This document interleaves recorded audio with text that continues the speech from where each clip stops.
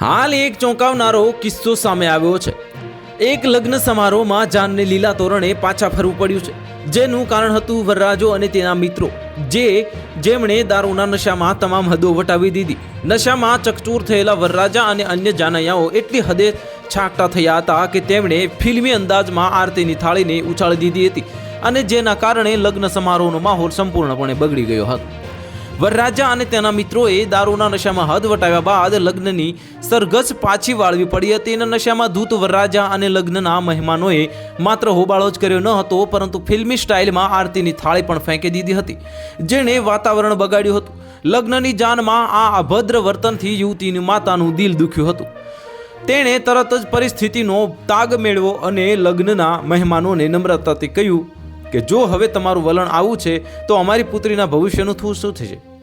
છોકરીની માતાએ લગ્નના મહેમાનોને વિનંતી કરી કે તેઓ લગ્નની વિધિઓ પૂર્ણ ન કરે અને કોઈ પણ પરિક્રમા કર્યા વિના જાનને પરત રવાના કરે। દુલ્હનની માતાનું આ પગલું દર્શાવે છે કે પોતાની પુત્રીના સન્માન અને ભવિષ્યને લઈને કેટલી ગંભીર હતી। મહત્વપૂર્ણ છે કે આ અંગેનો એક વિડીયો સોશિયલ મીડિયા પર વાયરલ થઈ રહ્યો છે અને વિડીયોમાં દુલ્હનની માતા ગુજરાતીમાં બોલી રહી છે, ખૂબ જ ધન્યવાદ આપું છું। મેં અત્યાર સુધી બહુ ભરોસો કર્યો, પરંતુ આપે એક પૈસાની ઇજ્જત ન રાખી।